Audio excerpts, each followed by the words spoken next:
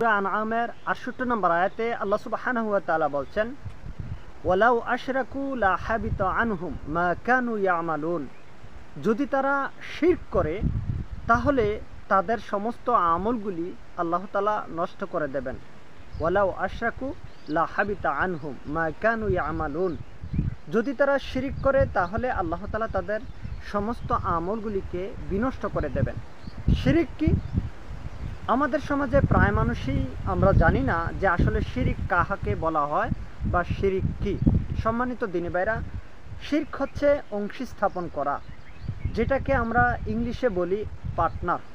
কাউকে পার্টনারশিপ করা, যেমন কোনো একটা ব্যবসা দিচ্ছি, সেই ব্যবসার মধ্যে একের সাথে আরেকজনকে অংশীদার করা। একজনের অর্থ আরেকজনের হতে পারে শ্রম, অথবা হতে পারে দুজনেরই অর্থ দুজনেরই শ্রম।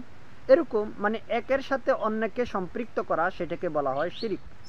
আল্লাহ সুবহানাহু ওয়া তাআলা তিনি হচ্ছেন একমাত্র ইবাদত পাওয়ার যোগ্য, একমাত্র সাহায্য প্রার্থনা তার কাছেই করতে হবে। আমরা প্রতিনিয়ত কোরআনুল কারীমের একটি আয়াত প্রতিনিয়ত আমরা পাঠ করি, সেটা হচ্ছে সূরা ফাতিহার মধ্যে আমরা বলি যে ইয়াকা না'বুদু ওয়া ইয়াকা নাস্তাঈন। আমরা একমাত্র আপনার কাছেই সাহায্য প্রার্থনা করি। ইয়াকা নাস্তাঈন, শুধুমাত্র কেবলমাত্র আপনার কাছেই সাহায্য প্রার্থনা করি।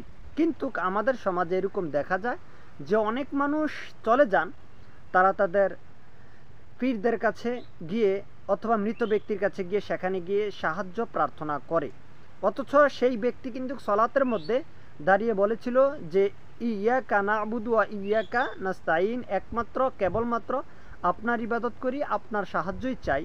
কিন্তু সেই একই ব্যক্তি যখন তার ব্যবসার উন্নতির প্রয়োজন হয়েছে, অথবা ক্ষতি হয়েছে, অথবা সেই ব্যক্তির বাচ্চার প্রয়োজন হয়েছে, অথবা কোনো একটা কারণে সে যখন কোনো কবরবাসীর নিকটে যায়, মাজারে যায়, তখন সেখানে গিয়ে কচ্ছপের কাছে গিয়ে অথবা মৃত ব্যক্তির কাছে গিয়ে সে সাহায্য প্রার্থনা করে। তার মানে সেই ব্যক্তি, যেই ব্যক্তি ইতিপূর্বে বলেছিল একমাত্র আপনার সাহায্য চাই, সেই ব্যক্তি মৃত ব্যক্তির নিকটে গিয়ে তার কাছেই সাহায্য চাচ্ছে।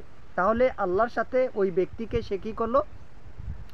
অংশী স্থাপন করলো, অর্থাৎ আল্লাহর কাছেও চাইলো, ব্যক্তির কাছেও চাইলো। অনেক সময় দেখবেন যে অনেক ব্যক্তি তারা আব্দুল কাদের জিলানী রহমাউল্লাহ তার কাছে সাহায্য প্রার্থনা করে, তার কাছে সাহায্য চায়। অনেক সময় দেখা যায় মাঝভান্ডারির যেই পীর রয়েছে তার কাছে সাহায্য চায়। এভাবে করে বিভিন্ন ব্যক্তিদের কাছে, সেটা সামাগানের মাধ্যমে হোক অথবা অন্য কোনো মাধ্যমে হোক, তাদের কাছে সাহায্য প্রার্থনা করে যে ইয়া গাউসুল আজম মদত কর।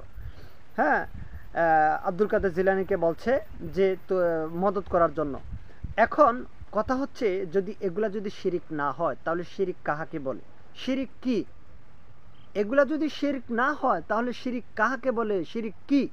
এজন্য আমাদেরকে বুঝতে হবে আল্লাহ সুবহানাহু ওয়া তাআলার এই কথা থেকে, যে আল্লাহ তাআলা বলছেন যদি আমরা যদি শিরকের মধ্যে নিমজ্জিত হই তাহলে আমাদের আমলগুলিকে আল্লাহ তাআলা কি করবেন?